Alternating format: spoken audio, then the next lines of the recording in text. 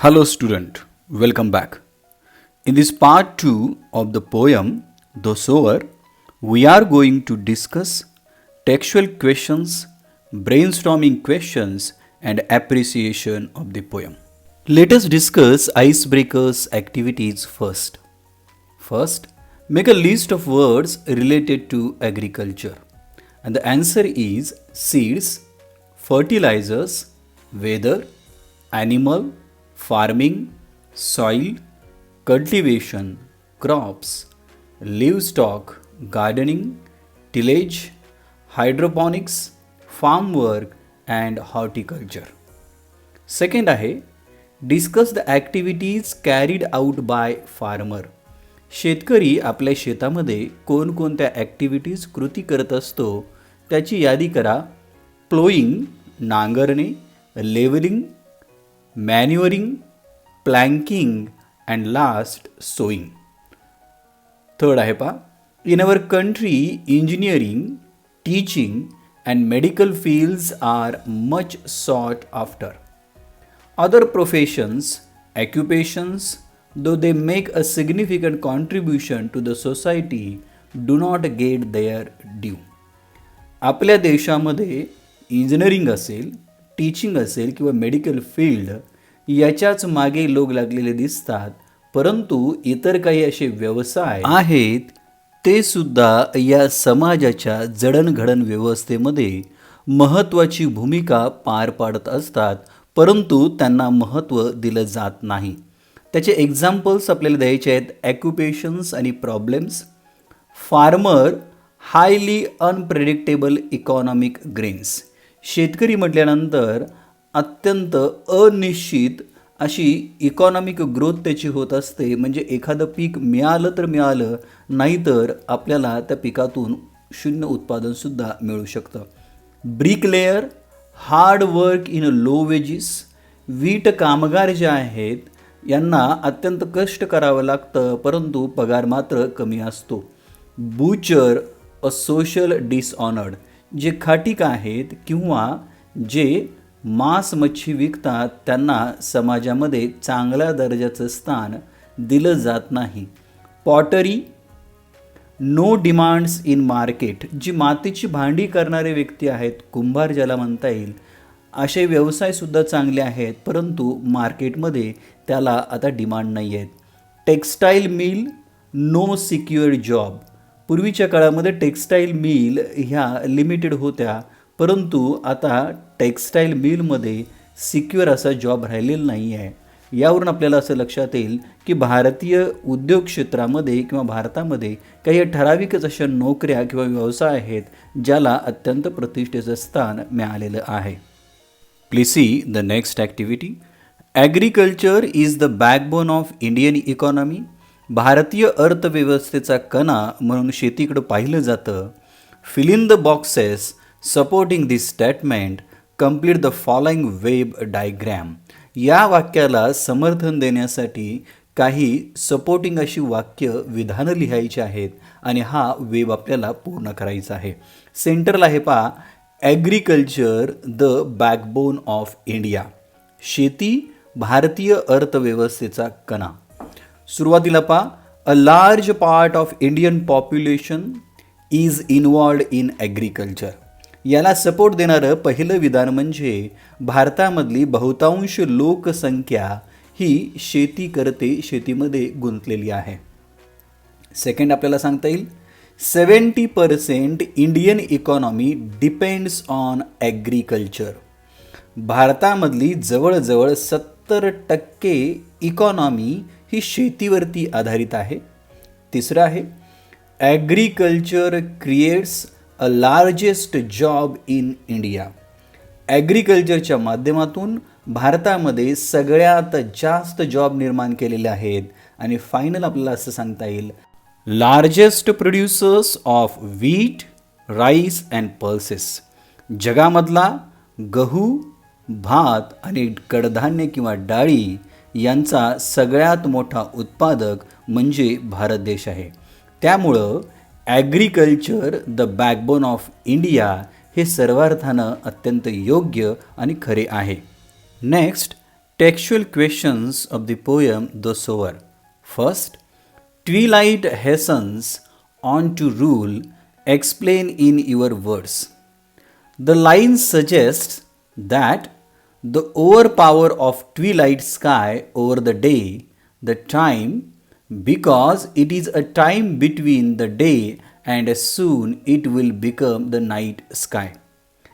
ट्विलाईट hastens on to rule या वाक्याचा अर्थ असा आहे पहा की आता संधिप्रकाश पडत चाललेला आहे आणि हा संधिप्रकाशाची जी वेळ आहे ती दिवसावरती आता स्वार झालेली आहे. दिवसापेक्षा जास्त तिची ताकद वाढलेली आहे कारण थोड्याच वेळामध्ये अंधार पडणार आहे, अंधाराचं साम्राज्य निर्माण होणार आहे अशा अर्थानं तो या ठिकाणी सांगितलेला आहे.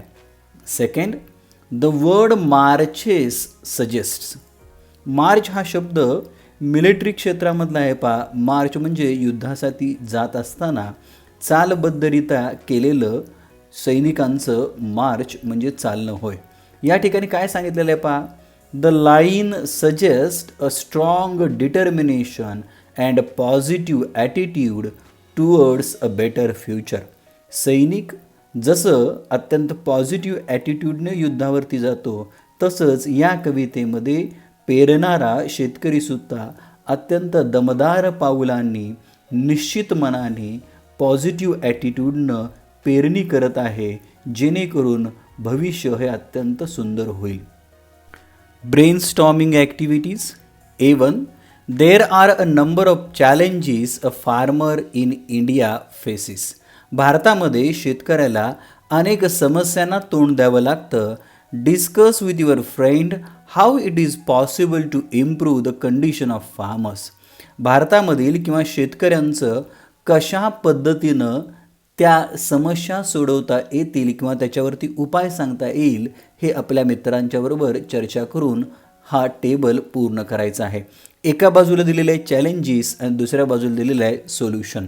First problem, water scarcity. पाण्याचं दुर्भिक्ष. अशा ठिकाणी मोठ्या प्रमाणामध्ये रेन वॉटर हार्वेस्टिंग हे आपल्याला वापरता येईल.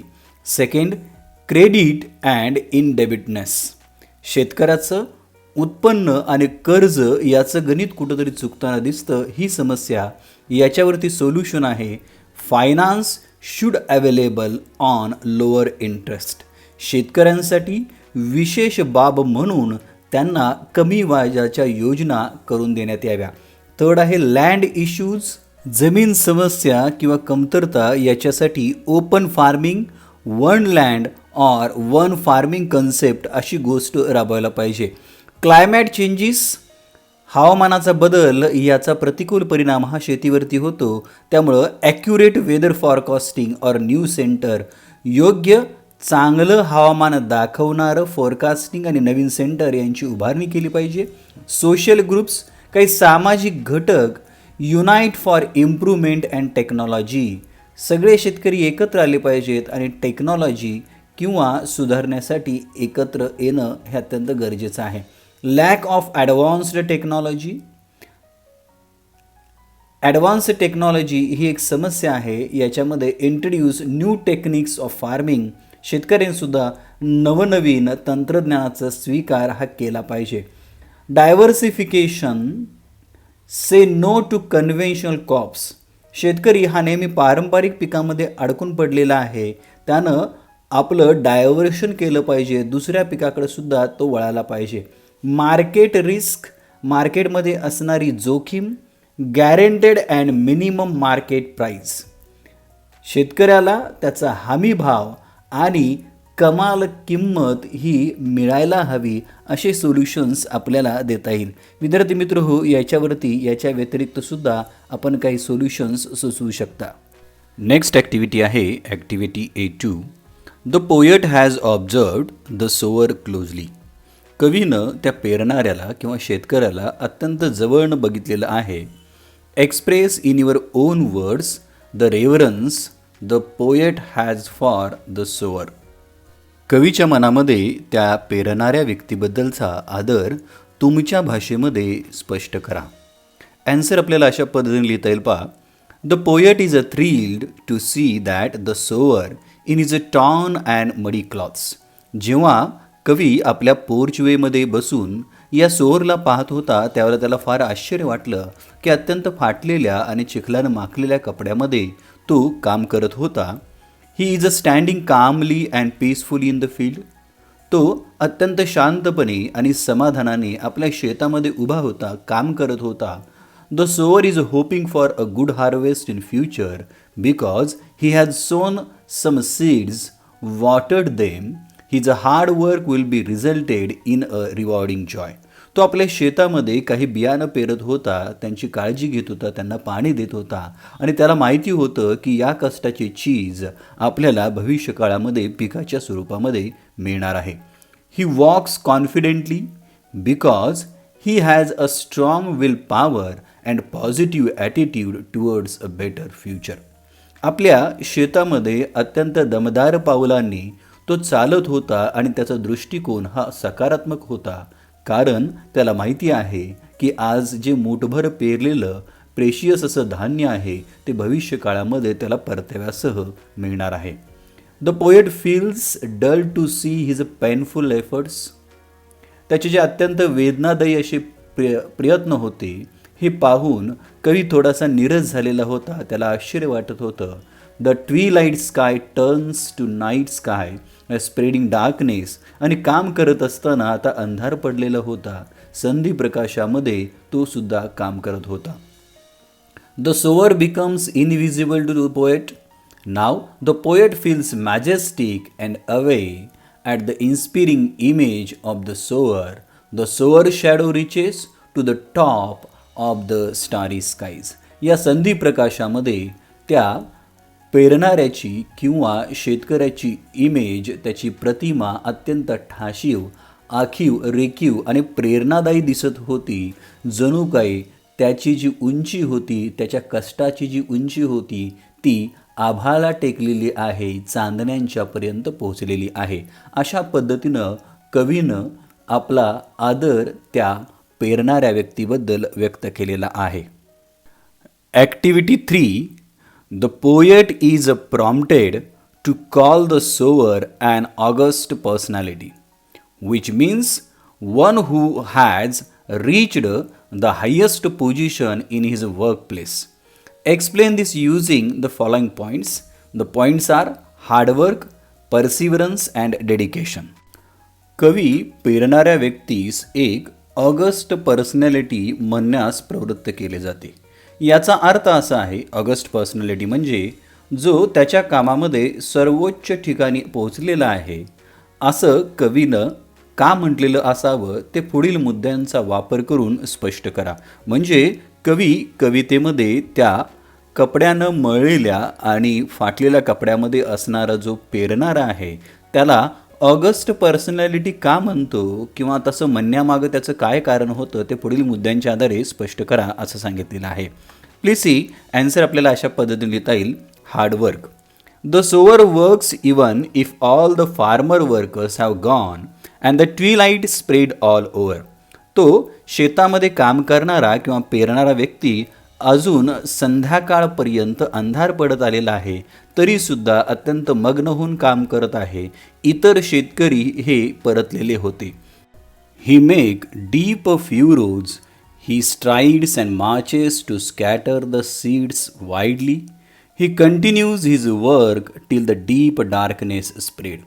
त्यानं त्या शेतामध्ये आणखी खोल नांगरलेलं होतं, सऱ्या पाडलेल्या होत्या आणि दमदार पावलांनी संपूर्ण शेतभर तो बियाणं पेरत होता. अंधार पडेपर्यंत तो आपलं काम शांतपणे त्यानं चालू ठेवलेलं होतं. याच्यावरून हार्डवर्क हा गुण दिसतो. परसिवरन्स, चिकाटी. Through his a life the sower worked hard for good rap but somehow his poor condition didn't change. संपूर्ण आयुष्य त्याने या शेतामध्ये पेरण्यामध्ये घालवलेलं आहे, परंतु एवढं करूनसुद्धा त्याची गरिबीची परिस्थिती बदललेली नव्हती. In spite of this he doesn't give up his effort and works hard till night spread. आणि असं असूनसुद्धा बऱ्याच वेळेला त्याला हंगामसुद्धा व्यवस्थित लागलेले नव्हते, तरीसुद्धा तो अत्यंत प्रामाणिकपणे आपले प्रयत्न करत आहे, प्रयत्न करणं सोडून देत नाही आहे अंधार पडेपर्यंत. डेडिकेशन. समर्पकता. The sower is fully dedicated to his farming. आपल्या शेतामध्ये अत्यंत समर्पक होऊन तो काम करत आहे. In spite of his poverty he makes continuous efforts for better future. गरीब असून सुद्धा येणारं जे शेती आहे ती अनिश्चित असून सुद्धा तो सतत काम करत आहे. He carefully digs furrow, spreads each grain with care. तो प्रत्येक सरी आखत आहे, नांगरत आहे, त्याच्यामध्ये धान्य काळजीपूर्वक टाकत आहे. ही मेक्स हास टू कम्प्लीट हिज सॉईंग टास्क. आपलं काम तो अंधार पडायच्या आधी पूर्ण करण्याचा प्रयत्न करत आहे. He elated to the poet and he continues work till the darkness of the night. त्यानं आपल्या कामामधून कवीला एक उर्मी दिलेली आहे. कवीला त्यानं काय केलेलं आहे, आनंदी केलेलं आहे. ना अंधार होईपर्यंत त्यानं आपलं काम तसंच चालू ठेवलेलं आहे. म्हणजे यावरून त्याची कामामधली समर्पकता दिसून येते. Activity 4. First, pick out the example of the alliteration from the poem and write down them. Alliteration अनुप्रास अलंकार. अनुप्रास अलंकारासाठी विद्यार्थ्यांना एक सूचना आहे. आपण अलंकाराचा आणखीन एक व्हिडिओ यूट्यूबवरती बनवलेला आहे.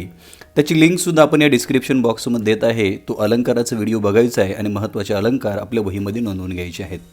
वर्किंग आवर्स हॅव वेल नाय पास्ट. याच्यामध्ये एच हा साऊंड रिपीट झालेला आहे. Hours have. Soon shall come a time to reap. S sound soon आणि शालमध्ये. From his hands the precious grain. H sound परत रिपीट झालेला आहे. Darkness deepens fades the light. Darkness deepens D sound repeat झाल्यामुळे अनुप्रास अलंकार. 5 आहे. Seems to touch the starry skies. Starry skies S sound repeat. अलंकारासाठी आपण तो व्हिडिओ बघायचा आहे. सेकंड आहे पहा. Seems to touch the starry skies the poet has used word imagery. Describe the idea and pick out other similar example from the poem. Answer काय लिहिता येईल पहा. The gradual and progressive growth of the shadow of the sower then reached the top of the sky and would appears to be the reflection of his shadows. जसा अंधार पडत चाललेला होता, सूर्य मावळतीला असत असताना त्या पेरणाऱ्या व्यक्तीची सावली ही रुंदावत होत होती, मोठी होत जात होती आणि नंतर त्या सावलीची प्रतिमा, त्याचं रिफ्लेक्शन ही जणू काही आभाळाला टेकलेली होती. या ठिकाणी सिम्बॉलिझम काय वापरलेलं आहे पहा. The starry eyes are nothing but the reflection of the seeds thrown out of the hand of the shore.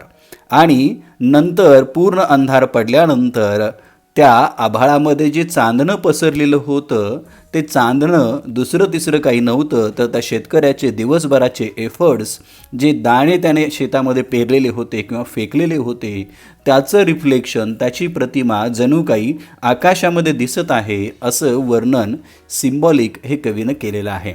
आणखी काही इमेजरीचे एक्झाम्पल आहेत पहा. First, twilight hastens on to rule. Darkness deepens fades the light. आणि third असं म्हणता येईल, now his gestures to mine eyes are august. यानंतरची महत्त्वाची ॲक्टिव्हिटी आहे ॲप्रिसिएशन, जी क्वेश्चन नंबर 3B मध्ये विचारली जाते आणि यासाठी 4 गुण आहेत. त्यामुळं ॲप्रिसिएशन हे अत्यंत महत्त्वाचं आहे. Please see. Write and appreciation of the poem considering the following points. दिलेल्या मुद्द्यांच्या आधारे आपल्याला कवितेचं ॲप्रिसिएशन म्हणजे रसग्रहण करायचं आहे. पहिला मुद्दा परीक्षेमध्ये विचारला जाऊ शकतो. About the poem, poet and title. The sower a poem is translated by Toru Dutt, a Bengali poet. The poet describes an old sower and is a dedication towards his work. प्रस्तुत कविता द सोअर ही Bengali कवयित्री तोरू दत्त हिनं translate केलेली आहे आणि या कवितेमध्ये जो वृद्ध पेरणारा व्यक्ती आहे त्यानं आपल्या शेतामध्ये दाखवलेलं कामाचं समर्पण याचं वर्णन केलेलं आहे. The title of the poem is very apt as the whole poem swirl around the sower and his dedicated work in the field. प्रस्तुत कवितेचं शीर्षक द सोअर हे अत्यंत समर्पक आणि योग्य असं आहे कारण कवितेचा संपूर्ण विषय हा शेतकरी किंवा पेरणाऱ्या व्यक्तीच्या आणि त्यानं केलेल्या कामाच्या अवतीभोवती फिरताना दिसतो. सेकंड पॉईंट आहे theme. The poem is about sower who is sowing seeds which means life. या कवितेमध्ये पेरणारा व्यक्ती हा बिया पेरताना जरी दिसत असला तर तो खऱ्या अर्थानं स्वतःचं जीवन त्या ठिकाणी पेरत आहे, कारण की त्याच्यावरतीच त्याचं जीवन हे अवलंबून आहे. ही is a poor old man and has seen many bad harvest in is life. तो अत्यंत गरीब असा शेतकरी आहे, वृद्ध आहे आणि त्यानं आपल्या आयुष्यामध्ये अनेक वाईट असे सुगीचे दिवस पाहिलेले आहेत. However he has a full of hope of having a bounteous harvest every time he tosses grains. आणि असं असून सुद्धा तो आपल्याला येणारा काळ हा अत्यंत चांगला असेल आणि विपुल प्रमाणामध्ये धान्य पिकेल या आशेनं धान्य हे फेकत आहे किंवा पेरत आहे. So the poem describes a powerful aspect of human being against nature. आणि या कवितेमध्ये कवीनं माणसाचा निसर्गाविरुद्ध असणारा अत्यंत शक्तिशाली असा गुण सादर केलेला आहे. Third point is poetic devices, language आणि स्टाईल. विद्यार्थी मित्र हो, आपण ॲप्रिसिएशन कसं लिहायचं किंवा कोणत्या स्वरूपात लिहायचं याचा सुद्धा एक सेपरेट व्हिडिओ बनवलेला आहे, तो सुद्धा आपण बघून घ्यायचा आहे, जेणेकरून आपल्याला प्रत्येक मुद्द्यामध्ये काय काय बघावं लागेल, लिहावं लागेल याचं आपल्याला नक्कीच समजेल. The poem is full of symbols, imagery, for example, black and high, his shields. The language of the poem is very simple, lucid, and picaresque and direct. The rhyme scheme in each stanza is ABAB. For example, stanza 1, cool, fast, rule, past. या कवितेमध्ये वेगवेगळी प्रतीकं आणि imageries वापरलेल्या आहेत. या कवितेची भाषा अत्यंत साधी, वर्णनात्मक आणि सरळ आहे. या कवितेमधली राईम स्कीम ABAB अशी आहे. उदाहरण आपण या ठिकाणी दिलेलं आहे. चौथा मुद्दा आहे स्पेशल फीचर्स किंवा novelties and focusing elements. The poet visualisation the sower is the special feature of the poem. कवी आपल्या पोर्चवेमधून ज्या सोअरचं वर्णन करत आहे त्याचं वर्णन हेच अत्यंत महत्त्वाची गोष्ट आहे. He continuously watches the hard work of the sower. Hope despite a gloomy atmosphere is the focusing element of the poem. तो सततपणे त्या सोअरचं ऑब्झर्वेशन करत आहे. जरी अंधार पसरलेला असला तरीसुद्धा त्याची प्रत्येक छवी, हालचाल ही कवीनं टिपलेली आहे. हे या कवितेचं स्पेशल फीचर आहे. The tone of the poem is very positive and inspirational. या कवितेमधला जो टोन आहे तो अत्यंत सकारात्मक आणि प्रेरणा देणारा आहे. व्हॅल्यू किंवा मेसेज या कवितेमधनं काय दिलेलं आहे? The poet gives the message that we should do hard work, have perseverance and total dedication for our work. कवीनं सांगितलेलं आहे की आपण अत्यंत कष्ट केलं पाहिजे, कष्टाबरोबर चिकाटी असली पाहिजे आणि प्रत्येक कामामध्ये आपलं समर्पण असलंच पाहिजे. The sower dedicatedly doing is work of sowing though the crop is unpredictable. या कवितेमध्ये सुद्धा पेरणारा व्यक्ती अत्यंत समर्पकपणे मग्न होऊन पेरत आहे आणि येणारं पीक हे अनिश्चित असून सुद्धा तो काम करत आहे. लास्ट पॉईंट आहे your opinion about the poem. तुमचं कवितेविषयी मत सांगा. The poem is very optimistic. या कविता अत्यंत आशावादी आहे. आशावादीची ही स्टोरी आहे. It inspires us to have perseverance in hard situation.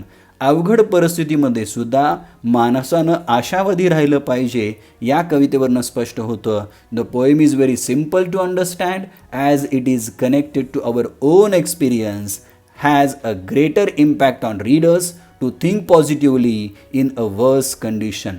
ही कविता प्रत्येक वाचकाशी रिलेटेड आहे. त्याचा अनुभव याच्यामध्ये जोडलेला आहे आणि प्रत्येक वाचकाला असं वाटतं की अशा अत्यंत वाईट परिस्थितीमध्ये सुद्धा आपण सकारात्मक दृष्टिकोन घेऊन वागलं पाहिजे. विद्यार्थी मित्र हो, प्रत्येक पॉईंटमध्ये आपण एक 2-3 ओळी लिहिल्या तरी पुरेशा आहेत. हा प्रश्न आपल्याला 4 गुणांसाठी 3B मध्ये विचारला जातो. पुढील ॲक्टिव्हिटी आहे क्रिएटिव्हिटी. याच्यासाठी परीक्षेमध्ये 2 गुण असणार आहेत. Compose a poem on a farmers in 4 to 6 lines in continuation of the following points. खाली काही पॉईंट दिलेले आहेत आणि त्याची पुढील गोष्ट आपण लिहायची आहे जी शेतकऱ्यावरती आधारित आहे आणि ही कविता पूर्ण करायची आहे. ॲन्सर पहा. He sweats in the sun, he does not afraid about mud and dirt, he sow seeds continuously without bread and bun, to soil he bows with instant hurt. आपण अशा पद्धतीनं ही कविता पूर्ण केलेली आहे. हा सुद्धा प्रश्न किंवा अशा प्रकारचा प्रश्न आपल्याला 2 गुणांसाठी विचारला जातो.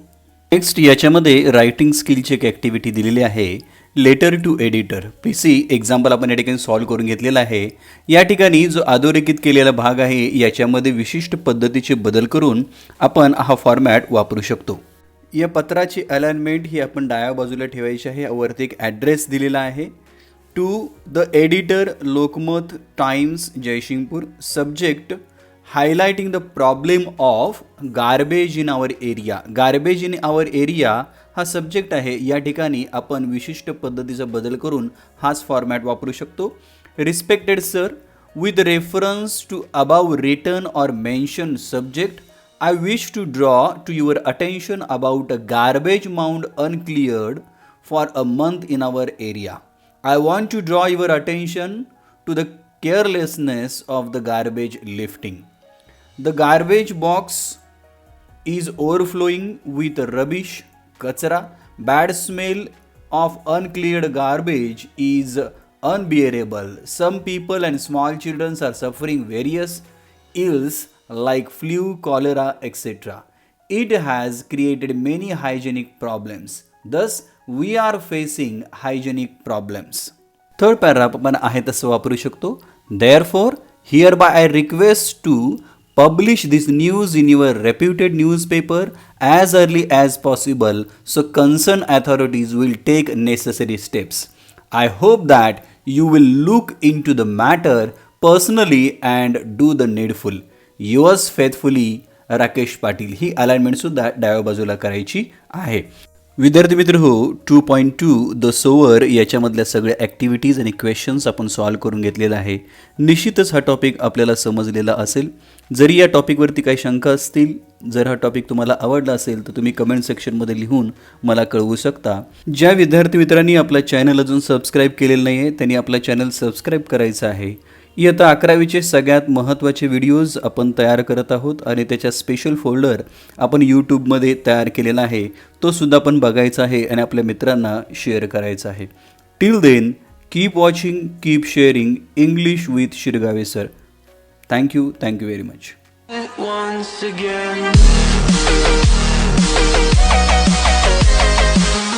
Please like, share and subscribe.